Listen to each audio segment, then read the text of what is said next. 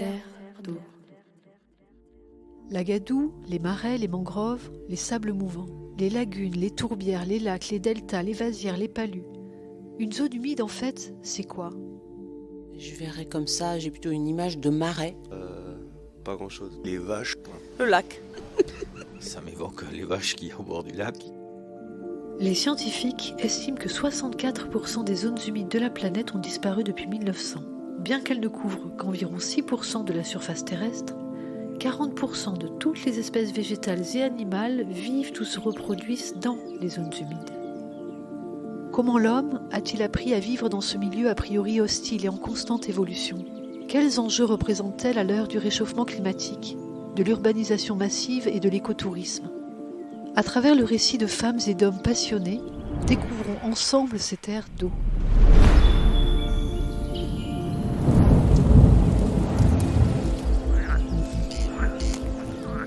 Les loutres sont restées très très longtemps absentes et maintenant elles reviennent. On aimait beaucoup d'autres pays. Narandis sera-t-il la capitale du pétrole français? Donc c'était une forêt humide. Pays des Landes.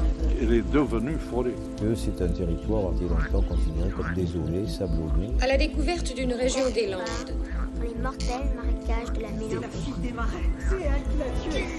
Vous a permis de squatter mon marais? La rivière court à la mer sous un dais mystérieux fait de branches emmêlées et salue au passage des plantes étranges. Mais je me tais, vous laissant savourer en paix le charme du voyage. Vous le ferez cependant en compagnie d'un jeune couple d'amoureux. Soyez discrets, ne les dérangez pas. Bonjour à tous, aujourd'hui nous explorons la terre d'eau de Mésos, un petit village landais qui vaut le détour par bien des aspects. Notre guide est Marine Ediard, animatrice de l'association Land Nature. Alors, avant de la retrouver, je vous dis 2-3 mots sur le contexte de son action. En 92, les Nations Unies organisent le sommet de la Terre à Rio de Janeiro. Il y a beaucoup de conférences animées par des grands spécialistes, des scientifiques. L'accélération de la dégradation d'habitats naturels est constatée. Et donc l'Europe s'engage à enrayer la perte de la biodiversité sur ces territoires en créant un réseau de sites écologiques. C'est ce réseau qu'on appelle Natura 2000. Vous avez sans doute vu lors de vos balades le logo ou cette dénomination. Alors en France, 30 ans plus tard, le réseau des sites représente 13% de la surface terrestre métropolitaine, 35 et quelques pourcents de la surface marine, enfin sur la zone économique exclusive. L'objectif, c'est de stopper net l'érosion de la biodiversité, voire de la restaurer. Voilà. Alors l'association Land Nature, qu'on va retrouver là avec Marine, qui est notre guide du jour, elle fixe des objectifs, elle donne aussi des préconisations et enfin elle sensibilise le public en organisant des visites sur le terrain. Voilà, donc je me rapproche de Marine, notre guide, et vous emmène au bord du Courlis pour une balade très instructive. Okay.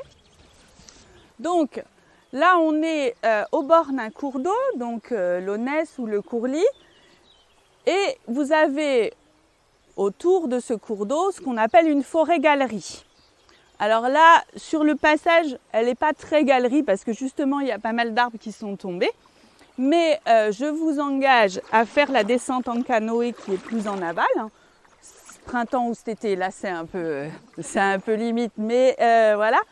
Et vous verrez que justement, sur le parcours canoë de Mésos jusqu'à la pisciculture de Saint-Julien, on a vraiment cet effet forêt-galerie. D'accord ?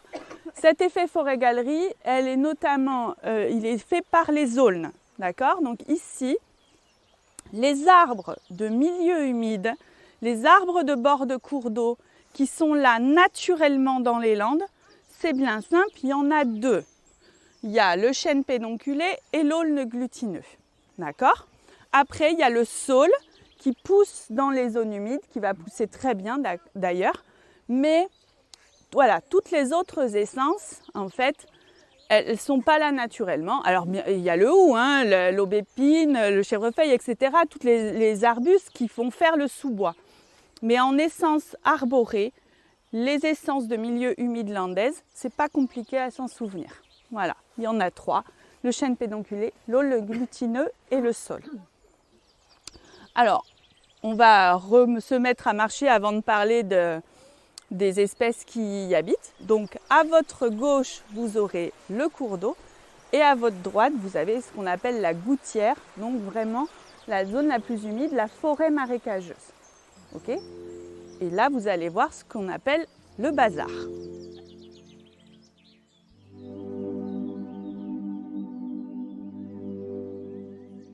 Donc, non, je vais parler un petit peu. Ça te dérange pas ? Non. Alors, je vais vous présenter quelques espèces qui habitent dans ces milieux-là. Alors, moi, comme je travaille sur Natura 2000 depuis 20 ans, je suis un peu monoïdée. Donc, dans Natura 2000, il y a des espèces qu'on considère comme d'intérêt communautaire au niveau de l'Union européenne, d'accord ? Parce que c'est celle sur lequel vraiment la directive qui gère Natura 2000 a mis l'accent. Et du coup, c'est plus sur celle-là que je travaille, donc c'est forcément plus sur celle-là que je vais communiquer avec vous, mais ça ne veut pas dire que les espèces communes ne sont pas intéressantes, d'accord ? Alors, parmi les mammifères, on va surtout s'intéresser ici à la loutre d'Europe. D'accord ? Donc en fait, la loutre, pour les plus anciens d'entre nous, vous vous rappelez sûrement, il y a eu des grandes campagnes de sensibilisation dans les années 80 parce que les effectifs de la loutre s'étaient vraiment effondrés. D'accord ? Aujourd'hui, la loutre d'Europe, en Nouvelle-Aquitaine et dans les bassins versants du Marensin, donc elle est plutôt bien présente. D'accord ? Et donc justement, avec Land Nature, on est en train de mettre à jour l'inventaire sur la loutre d'Europe dans ces bassins versants-là. Alors comment ça se passe ? On cherche en fait la loutre, notamment les mâles, marquent leur territoire en faisant caca sur des endroits assez visibles pour que l'odeur se diffuse, n'est-ce pas ? Donc, et comme elles mangent beaucoup de poissons et d'écrevisses, ce sont donc des excréments qui sont faciles à identifier. On appelle ça des épreintes. Et donc on ne cherche pas la loutre parce que la loutre est devenue nocturne pour se protéger. Donc en fait, pour la voir, il faut faire des affûts, mettre des pièges photos, etc. C'est compliqué. Alors que trouver en fait les marques de son passage sont très faciles. Donc du coup, c'est ce qu'on fait. On regarde les marques de son passage et en plus, elle est sympa. C'est qu'elle fait ses épreintes presque toujours au même endroit. Donc une fois qu'on sait qu'il y a un endroit où elle le fait, on y retourne et on peut voir si elle est toujours là. D'accord ? Alors par contre, ça ne nous donne pas l'information de savoir si elle se reproduit, s'il y a des petits, des femelles, etc. On sait juste qu'elle vient, qu'elle est là. C'est déjà pas mal et c'est facile, on fait ça sans la déranger. Donc je vous annonce que sur ce cours d'eau, la loutre fréquente ce cours d'eau souvent. D'autant plus que nous avons 2 piscicultures, une en amont et une en aval. Il y a quelques truites qui s'échappent de temps en temps, ce qui n'est pas pour lui déplaire. D'accord ? Donc voilà. En termes de mammifères, le vison d'Europe, vous avez peut-être vu sa photo. On considère qu'il est éteint sur ce bassin versant. Alors on le trouve pas, on peut pas le rechercher. Parce qu'il faudrait qu'on le piège, parce qu'en fait, lui, ses traces, on ne peut pas le différencier du vison d'Amérique ou du putois juste avec ses traces. Il faut faire des analyses génétiques où il faut l'attraper. Et en fait, s'il y en a encore, on ne peut pas prendre le risque d'attraper une femelle pendant qu'elle allaite ses petits, ou etc. Donc en fait, on choisit de ne pas essayer de l'attraper. Alors peut-être, il y a encore 1 ou 2 individus qui traînent, mais on est plutôt à considérer que les derniers individus français sont soit en Charente, soit dans le sud, à la frontière vers les Barthes de la Dour, donc plus au sud. D'accord ? Et puis, pour finir avec les mammifères, il y a les chauves-souris. Donc là, des milieux comme ça, les chauves-souris, ça va leur servir presque un peu à tout.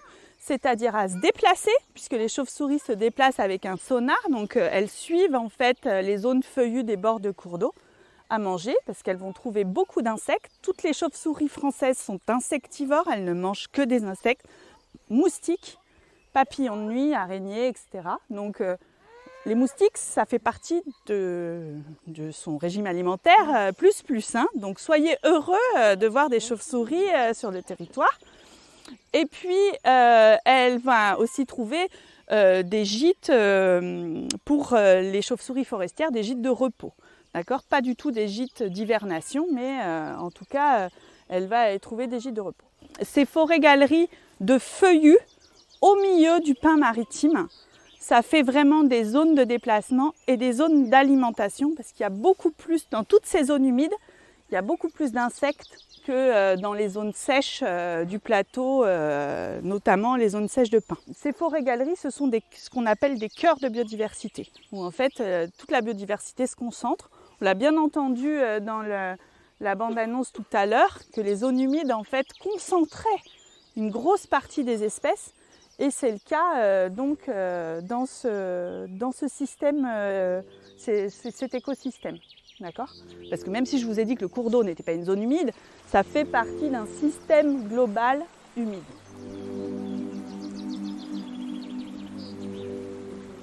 J'ai entendu une question là qui n'est peut-être pas arrivée à tes oreilles. Le relief, il est assez unique. Il se forme comment ? Donc on a le cours d'eau, on a une zone plus haute qui est en fait la berge. En fait, ça se construit comme ça, c'est qu'à force que le cours d'eau sorte de son lit, en fait, il y a des dépôts. Donc en fait, cette zone de berge est plus haute que la zone qu'on appelle la zone de gouttière. Et vous pouvez voir une mare forestière, en fait, là. Ça vous montre vraiment le relief, d'accord ? Ça fait vraiment comme ça, et après, hop, ça remonte sur le coteau, d'accord ? Et donc, les zones humides se concentrent vraiment dans cette zone plus basse. Peut-être que cette zone-là, il y a encore, même en plein été, des zones qui restent en eau libre. Mais voilà, la plupart du temps, il y a ce qu'on appelle un marnage saisonnier. Mais en fait, ça reste quand même avec un taux d'humidité très élevé, ces zones-là. Et donc, ça fait des petites mares. Et donc, c'est là où on peut avoir des concentrations aussi de batraciens. Et en fait, les batraciens viennent pondre dans ces petites mares forestières. Et c'est grâce à ça qu'on a des populations de batraciens, d'amphibiens, dans ces petits. Il y a des tritons aussi dans ces petites mares-là. Vous en avez déjà vu des grenouilles ici ? Oh, c'est pas ce qui manque. C'est pas ce qui manque. Mais j'ai jamais regardé la couleur de leurs yeux. Qui est chargé de l'entretien de ces espaces ? Enfin, quel est leur objectif ou leur politique de gestion ? Sur chaque bassin versant maintenant des Landes, il y a ce qu'on appelle un syndicat de rivière, donc qui s'occupe de l'entretien des cours d'eau. Alors, dans les années 80 et 90, on avait tendance à surentretenir les cours d'eau. C'est-à-dire qu'on enlevait de l'eau tout ce qui pouvait gêner l'écoulement. Donc, par exemple, ces arbres qui sont là, donc là, il y a un arbre qui est tombé dans le cours d'eau et qui provoque en fait ce petit courant là, voilà. On enlevait tout, d'accord ?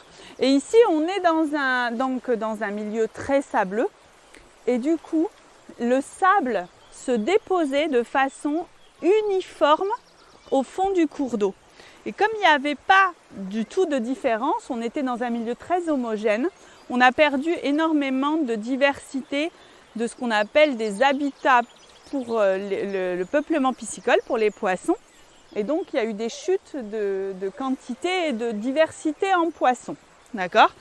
Bon, maintenant, voilà, on n'appréhende plus l'écologie du tout de la même façon. Donc aujourd'hui, le rôle du syndicat de rivière, c'est d'entretenir les cours d'eau à partir du moment où il y a un danger pour des ouvrages d'art ou des maisons. D'accord ?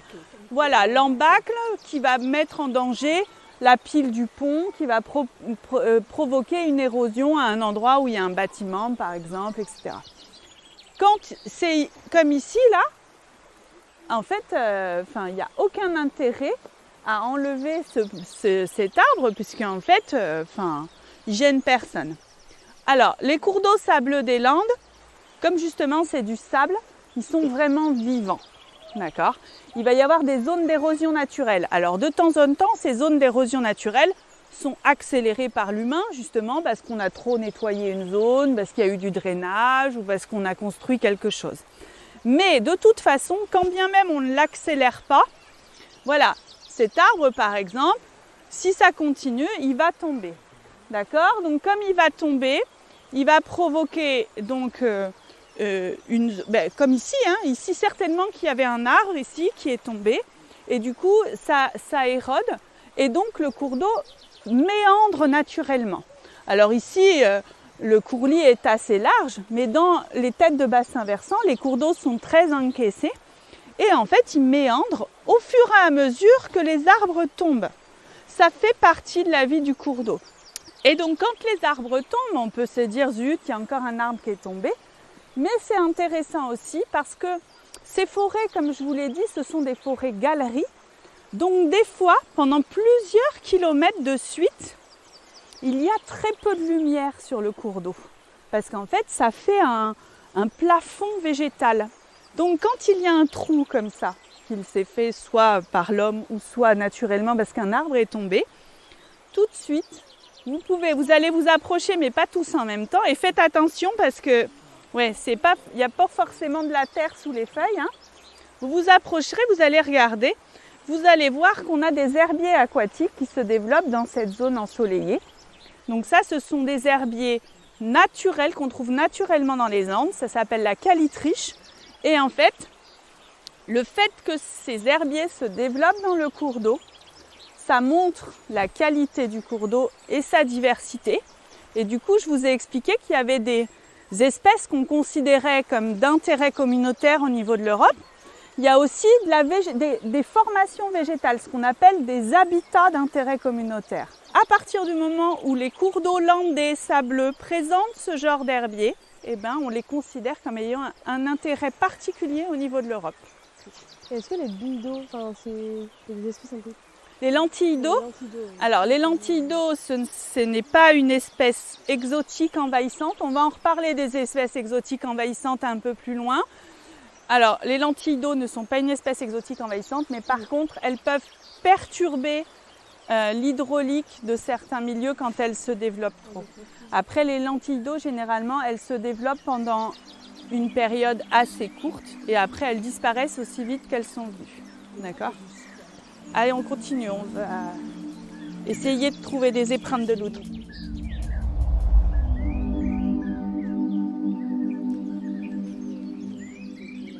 Ça me fait penser à un truc. L'an dernier, j'ai eu l'occasion d'explorer les canaux créés par les Aztèques à Mexico City. Enfin, ce qu'il en reste, des canaux, pas de Mexico City.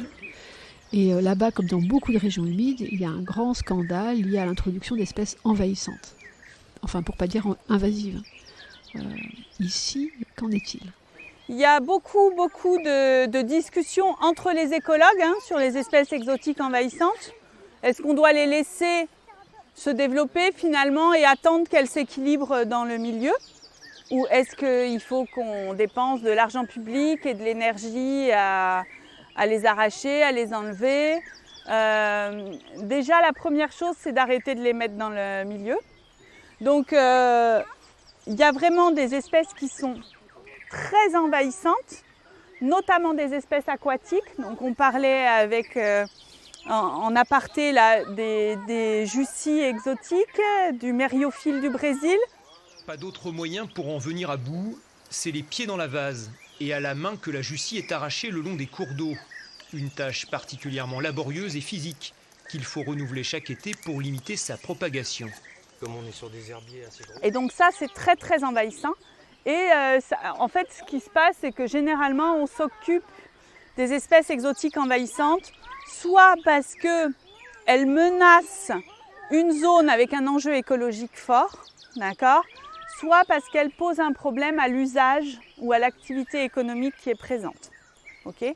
Donc, parce que ça coûte beaucoup d'argent et c'est beaucoup d'énergie de les arracher.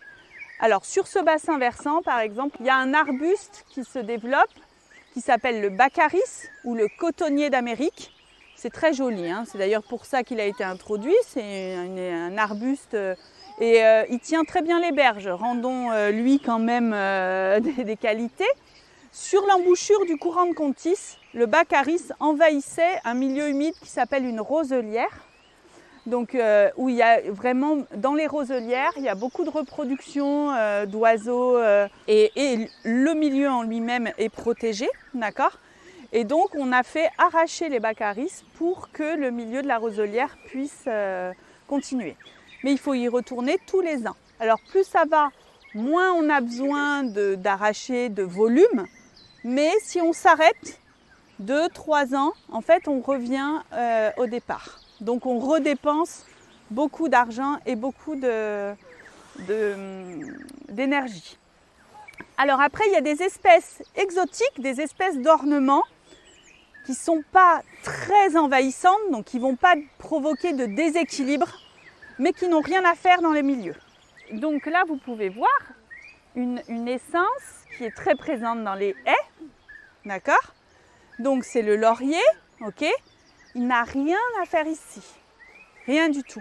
Et là, lui, il est à la limite d'être envahissant, parce que ce n'est pas un jardinier qui est venu le planter là. Il est venu tout seul depuis les haies qui sont sur le plateau. Mais voilà, vous voyez, il y en a quand même sur ce secteur pas mal. Hein? Donc on est à la limite du déséquilibre là. D'accord? Un autre exemple que vous connaissez sûr et certain sur le secteur, c'est l'herbe de la pampa. Alors l'herbe de la pampa, je vous en supplie, aujourd'hui il est encore toujours vendu. D'accord? Ce qui ne va pas tarder. Hein. Là, les textes sont écrits, bientôt ce sera interdit. D'accord? Donc nous, on fait des campagnes pour sensibiliser tous les propriétaires de jardins, etc. Des fois, c'est compliqué de l'arracher parce que c'est très difficile. Souvent, les pieds sont très gros. Si vous n'êtes pas en capacité d'arracher le pied chez vous, il faut couper les hampes avant qu'elles deviennent des plumeaux. C'est-à-dire fin juin, début juillet, avant qu'elles éclosent, il faut couper les hampes pour pas qu'elles éclosent. Un gros pied d'herbe de la pampa peut faire jusqu'à 10 millions de graines et en fait ces graines sont transportées par le vent. Donc, et le vent peut amener les graines jusqu'à 25 km à la ronde. Donc en fait chaque pied est une source de pollution pour le reste des milieux. Et on est là pour parler des zones humides. L'herbe de la pampa, qui comme son nom l'indique, vient de la pampa argentine, eh bien elle adore les zones humides landaises. Elle se sent bien ici, le climat lui plaît. Alors elle ne va pas pousser dans les zones très très humides, comme on a vu tout à l'heure, la mare forestière. Mais dès que par exemple, vous voyez la petite prairie qui est de l'autre côté, c'est une prairie humide, l'herbe de la pampa pousse là-dedans, elle va adorer. Donc c'est vraiment, les landes lui plaisent. Donc ça, je vous en supplie, si vous avez des pampas chez vous, sensibilisez vos voisins, vos mairies, vos conseils municipaux, vos services espaces verts. Il faut, chaque pied est une source de pollution. Alors le mimosa, lui, il va se développer que à côté de là où on l'a mis. Mais des fois, comme c'est joli, il y a des personnes qui ont des bonnes idées en se disant « Tiens, je vais mettre un mimosa dans un milieu qui me plaît parce que je trouve ça beau. » Mais en fait, le problème, c'est qu'il ne va pas rester tout seul que celui que vous avez planté. S'il se sent bien, il va y avoir un massif de mimosa et c'est pareil, c'est comme le laurier. C'est pas gravissime, mais il n'a rien à faire dans la nature. J'imagine que des animaux, eux aussi, font beaucoup de dégâts. Alors, il faut faire la différence entre les espèces qui nous dérangent et les espèces qui n'ont rien à faire là. D'accord? Sur le panneau, là, vous pouvez voir une photo d'un grand capricorne ou d'un lucane cerf-volant, je ne sais plus lequel c'est. Il y a les deux, donc c'est très bien. Ça, ce sont des coléoptères saproxyliques, c'est-à-dire des coléoptères qui mangent du bois mort. Le truc, c'est que quand il y a des chênes qui sont très vieux, comme celui-là par exemple, il a des branches qui sont mortes. Donc en fait, le capricorne va venir manger ces branches mortes. Et donc ce sont des espèces généralement qui nous dérangent. Les capricornes, quand on en parle, on a l'impression que ça va manger les poutres et faire tomber les maisons. Okay ? Ces espèces-là, elles ont tendance à nous déranger, mais elles ont le droit d'être là. Et heureusement qu'elles mangent le bois mort, parce que sinon, il y aurait du bois mort partout. Ça fait partie de l'équilibre de l'écosystème. D'accord ? Et ces deux espèces-là, en plus qu'elles ont le droit d'être ici, elles sont considérées comme d'intérêt communautaire. Dans les Landes, le lucane cerf-volant, on en voit partout. On se dit, pourquoi on protège cette espèce-là parce qu'elle est vraiment très commune. Elle est commune ici. Mais si on dézoome et qu'on regarde au niveau de l'Union, eh bien en fait c'est une espèce qui est très rare. D'accord ? Par contre, il y a des espèces, le ragondin par exemple, l'écrevisse américaine, ça ce sont le vison d'Amérique, ce sont des espèces qui ont été introduites et qui provoquent un déséquilibre. Voilà, c'est ça. D'accord ? Une espèce exotique envahissante, c'est qu'elle provoque un déséquilibre. Bonjour. Bonjour. Maïté, quel est le menu du festin aujourd'hui? Ah, eh bien aujourd'hui nous allons faire du ragondin. Vous parlez du lièvre des marais, non? Si on veut, on l'a baptisé aussi comme ça. Eh oui, c'est plus appétissant d'ailleurs. Oui. Alors c'est un animal nuisible, m'a-t-on dit? Oui, mais dans certains endroits. Ici dans le Bordelais, il est nuisible. Mais en Vendée, par contre, on le mange. On le mange, pas possible. Oui, mais parce que c'est excellent. C'est excellent. C'est pas beau à voir, ça c'est vrai. Enfin, mais il a une jolie tête, je trouve quand même. Le tout, c'est d'apprendre à bien cuisiner. Maïté, autrefois, il me semble, on faisait des manteaux de fourrure avec ça. Oui. Ma grand-mère avait un manteau de ragondin. Moi, j'en ai jamais eu, mais on aurait fallu trop de ragondin. Mais c'est vrai. Alors, on va faire crier les écologistes. Alors, arrêtons-nous tout de suite.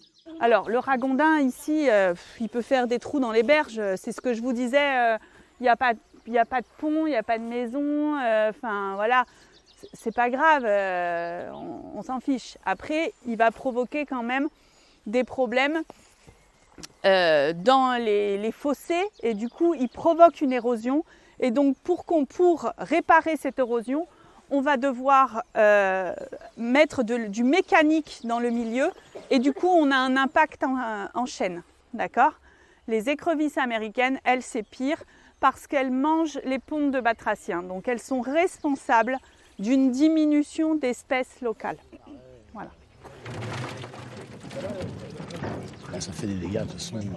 Nous, quand on a beaucoup dans un filet, tout le poisson qu'il y a avec, il est mort. Les anguilles, que ce soit le poisson, brochet, sande, gardon, tout est mort. S'il y a trop d'écrevisses, s'il y a 15 kilos dans un verveux, tout est mort. Voilà, donc je pense que le prochain arrêt, ça va être au pont. Et on verra si on continue jusqu'à la zone canoë ou pas. Ok ? C'est parti. Bon, raté, hein, pas de crotte de loutre, hein, mais bon, c'est pas grave. Vous voyez ici, il y a pas du tout d'ombre. Donc vraiment, la forêt-galerie, il y en a presque plus assez d'ailleurs. Hein, mais en fait, ça permet... Bon, ben ok, on n'a plus la forêt-galerie. Mais par contre, vous voyez les magnifiques herbiers qui se développent. Donc c'est pour ça aussi que la nature fait bien les choses. Il y a un coup de vent, il y a un arbre qui tombe, hop, on a une zone de soleil, etc. Alors là, c'est pas la nature qui l'a fait, on a coupé les arbres au bord de l'eau, mais il faut arriver à trouver, en tout cas, toujours un équilibre entre ombre et lumière, quoi. Là, donc ça fait plein d'habitats piscicoles. Et vous avez vu les carissets, donc ces touffes, là, ce sont des carex. Donc au bord du cours d'eau qui sont là justement parce qu'il y a un peu plus de lumière, d'accord ? Et on en discutait en aparté, donc c'est là aussi qu'on a plus la chance de voir voler des libellules. Pourquoi ? Parce qu'en fait, les libellules, dans leur phase larvaire, elles sont sous l'eau. Et justement, elles pondent sur des feuilles comme ça de carex qui sont dans l'eau. Et la larve, en fait, va manger, qui est très très très vorace, va se nourrir sous l'eau, d'accord ? C'est vraiment une phase aquatique. Et après, juste avant la métamorphose, elle sort de l'eau, d'accord ? Et en fait, c'est vraiment comme une émergence de papillons, hein, c'est pareil. Hein, donc en fait, il y a une espèce la larve s'ouvre en deux et donc il y a l'adulte qui sort avec ses ailes. Et elle a une petite phase où elle va rester quelques heures en fait à sécher parce que quand elle sort, elle est vraiment c'est le moment où elle est le plus fragile. Et après, en fait, c'est sa phase adulte et donc une phase volante. Donc il y a deux types de libellules. Il y a les libellules qu'on appelle les demoiselles qui sont petites, fines et quand elles sont posées, les ailes sont repliées. Et il y a des libellules qui sont plutôt des grosses libellules où on voit bien les gros yeux, etc. et qui sont plus épaisses. Et celles-là, quand elles sont posées, les 4 ailes sont ouvertes. D'accord ? Deux types de libellules différentes. Sur ces cours d'eau-là, il y a les deux types qui existent, d'accord? Et donc, il y a deux espèces qui sont d'intérêt communautaire. Une demoiselle qui est l'agrillon de Mercure, qui est bleu turquoise et noir, rayé. Et donc, elle adore les endroits comme ça, ensoleillés, avec des carex. C'est vraiment typique de son habitat, donc on pourrait en trouver ici. Et l'agro-porteur, la cordulie à corps fin, elle aime les cours d'eau larges, plutôt ombragés et qui ont un cours lent. Donc elle va plutôt être en aval et il y en a aussi sur ce bassin versant. Et après, quand vous vous promenez, vous voyez souvent des libellules bleu sombre, des demoiselles bleu sombre. Et en même temps, vous en voyez des ocres qui sont exactement pareils, mais de couleurs différentes. En fait, c'est le mâle et la femelle. C'est Calopteryx éclatant.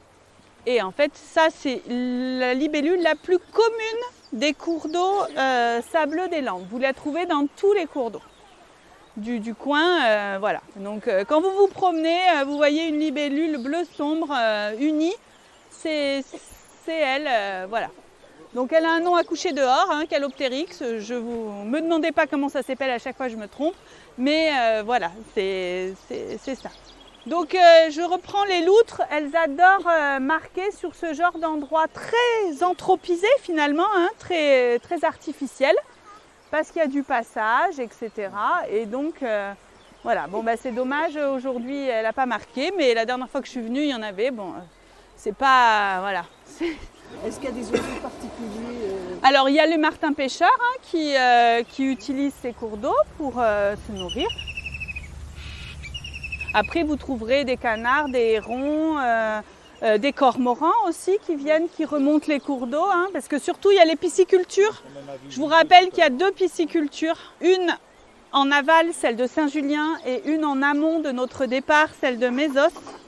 Qui dit pisciculture, dit prédation par les cormorans et les hérons. Les pisciculteurs ne sont pas fâchés contre la loutre parce que la loutre, elle va venir chipper un poisson, elle le prend, elle s'en va avec et elle va le manger et elle en aura tué un. Le problème des hérons et des cormorans, c'est que pour aller manger un poisson, ils vont en blesser 4 ou 5. Et donc en fait, les dégâts faits par la prédation des oiseaux sont beaucoup plus importants que par la loutre.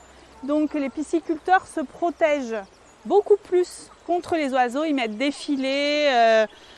Bon, à Saint-Julien-en-Borne, ils ont mis des panneaux photovoltaïques, ça a réglé leur problème, hein, ils ont des filets sur les côtés, ce qui est très bien parce que il y a la couverture, ça fait diminuer la température de l'eau, donc ils utilisent moins d'antibiotiques, moins d'oxygène, c'est bien pour tout le monde. Mais vraiment, ils se protègent contre la prédation des oiseaux plus que contre celle de la loutre. À partir d'ici, là, sur le parcours canoë, on a des stations d'une plante aquatique qui s'appelle le fluto nageant, qui est très rare. Mais quand je vous dis très rare, c'est très rare. Et en fait, il y a 2 ans, on a découvert 3 stations sur le parcours canoë de Mésos. Donc, ce qui est quand même très important, voilà. La preuve que même s'il y a des canoës à Mésos, on n'est pas non plus sur un impact important, puisque cette plante-là prouve vraiment la grande qualité du cours d'eau, au niveau de la qualité de l'eau, parce que sinon elle ne serait pas présente. Elle est hyper sensible, c'est pour ça qu'elle est très rare. Donc si on a 3 stations de cette plante-là sur le courlis, ça veut dire que la qualité de l'eau est vraiment bonne. Voilà, donc on y arrive. Ça a un impact, pourquoi les canoës? Pour 2 choses. D'un, pour passer en canoë, il faut entretenir le cours d'eau, c'est-à-dire quand il y a des arbres qui tombent, etc. Alors, je vous dis, quand on n'avait pas la même appréhension de l'écologie que maintenant, souvent les prestataires canoës enlevaient tout ce qui tombait dans le cours d'eau. Donc du coup, l'impact était quand même plus important que maintenant. Maintenant, ils travaillent en équipe avec les syndicats de rivière et donc ils ne coupent que ce qui est nécessaire pour la sécurité le passage des canoës et la sécurité des rameurs. D'accord ? Donc maintenant, cette partie-là n'est plus trop impactante. Ce qui est impactant, c'est que de plus en plus, le nombre de canoës par jour est important. et les gens qui font du canoë sont nuls. Tu viens de loin avec ton canoë? Et tu vas où? Le plus loin possible. Kayaki, c'est un con. Hein? Quoi, tu m'as entendu, Kaya connard? Donc on met des coups de rame dans le sol, on va taper dans les racines sur les berges. Pour s'éloigner des berges, on va redonner un coup de pelle dans la berge, etc. Si on n'avait que des gens qui savaient faire du canoë, il y aurait très peu d'impact. Le problème, c'est que 80% des gens ne savent pas ramer. Donc, c'est ça le problème. Voilà. Et la façon de diminuer l'impact, c'est de réglementer le nombre de canoës, jour. Voilà. Alors, sur le Courlis, le club de Mésos, c'est pas non plus, il n'y a pas un nombre de canoës qui est très important. Après, sur la Palue, sur le courant de Contis, sur la Leyre, là, le nombre de canoës jour est très très important. Au détour d'un bras de rivière, une activité plus colorée et plus bruyante que les autres, l'école de canoë. Sur les 130 km de la Leyre, c'est le moyen le mieux adapté pour aller partout et surtout là où l'on ne va pas à pied. Sur la Leyre, le parc naturel des Landes de Gascogne régule ça par un règlement, donc ça va encore. Sur la Palue, ça devient problématique et on va devoir prendre des mesures réglementaires pour protéger le cours d'eau. Voilà. Ce n'est pas le cas ici.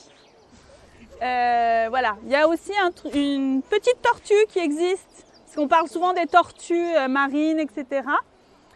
Dans les Landes de Gascogne et en Nouvelle-Aquitaine, il y a une petite tortue qui s'appelle la cistude d'Europe.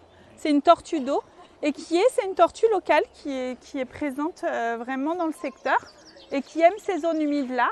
Elle a besoin d'un compartiment aquatique et elle a besoin de zones humides pour aller se protéger quand il fait trop chaud ou pour aller hiberner. Donc elle a vraiment besoin de tous les compartiments des cours d'eau qu'on a vus. Oui, vous pouvez en voir. Alors, ici, c'est difficile, mais je n'ai pas d'action dans l'autre prestataire canoë, celui du courant de Contis. Mais voilà, si vous faites la descente canoë du Vignac, donc c'est la station canoë, elle est à l'Itémix, au bord du... Là, faut la faire fin mai. Vous êtes sûr de voir des tortues sur le bord de l'eau. Bon, ne m'envoyez pas une plainte si vous n'en voyez pas, mais il faut que le temps soit ensoleillé, qu'il fasse chaud. Fin mai, normalement, c'est quasi assuré. Voilà, écoutez, je crois que je vous ai presque tout dit ce que je pouvais dire sur ce cours d'eau. Merci beaucoup de m'avoir écouté. Merci. Je doute que Marie nous ait tout dit et vous invite à suivre l'actualité de son association Land Nature en vous abonnant à la page Facebook du même nom. J'en profite pour remercier la municipalité et le club de tennis de Mésos qui nous ont accueillis chaleureusement et Pays Land Nature Côte d'Argent qui nous a réunis. Pour illustrer cet épisode, nous avons utilisé des archives de l'INA, de France 3 et également d'UGC Distribution. Le détail de ces sources est en description de la page du podcast. Lors de notre prochain épisode, nous serons avec Pierre Bechler, qui a fondé un bureau d'études en sciences de la Terre, basé à Marcheprime, près du bassin d'Arcachon. Nous avons eu avec lui une discussion passionnante sur son métier. Il intervient notamment pour effectuer des études d'impact lors de projets de défrichement agricole ou viticole et d'aménagement du territoire. Bien entendu, on en est venu à parler d'un sujet pour le moins polémique, les mesures compensatoires. Merci à tous pour votre écoute, votre fidélité et votre abonnement. À très bientôt. Terre d'eau, une production Zuxo avec à la technique et musique Théo Forstendischer, au montage Hugues Malo et à la réalisation Lorraine Carpentier. Nous serions heureux de créer une communauté de personnes mobilisées pour les zones humides, alors n'hésitez pas à montrer votre soutien en vous abonnant au podcast, en le partageant ou en rejoignant nos profils sur les réseaux sociaux. Vous pouvez également nous identifier, #TerreDeau, ou vous abonner à la newsletter de notre podcast. Nous remercions l'ensemble de nos partenaires, dont l'Agence de l'eau Adour-Garonne, le pays Land Nature Côte d'Argent, l'Union européenne, pour leur soutien financier.